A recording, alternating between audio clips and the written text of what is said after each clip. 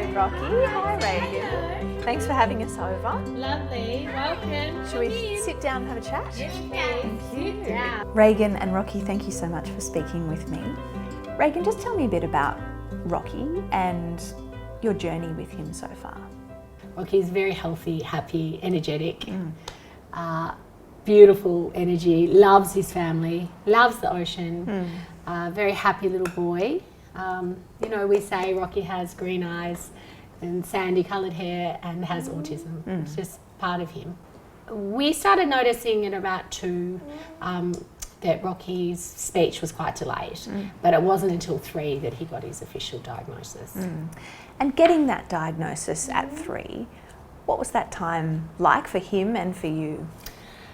Rocky had started preschool, and it was really when everything started to unravel in his little world, sensory-wise. He wasn't able to cope being in the classroom or follow the routine of the class. So he became very frustrated, and we started to see behaviour that Rocky had never shown, because he was always at home with us and his family, his big brother and sister.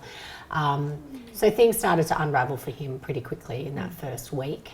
Once autism was suggested that we might be looking at that Rocky had autism, we pretty much jumped on everything straight away.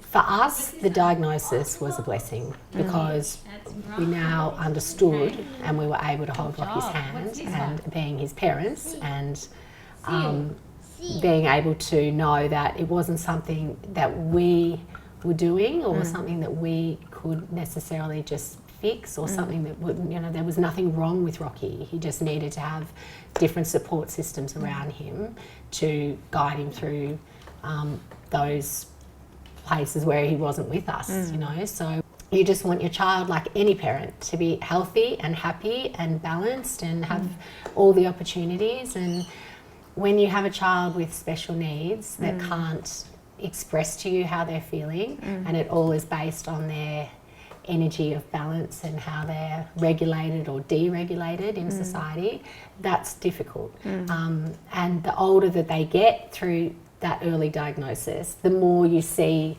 the different ways that they feel the world. Yes. And that's definitely happened with Rocky.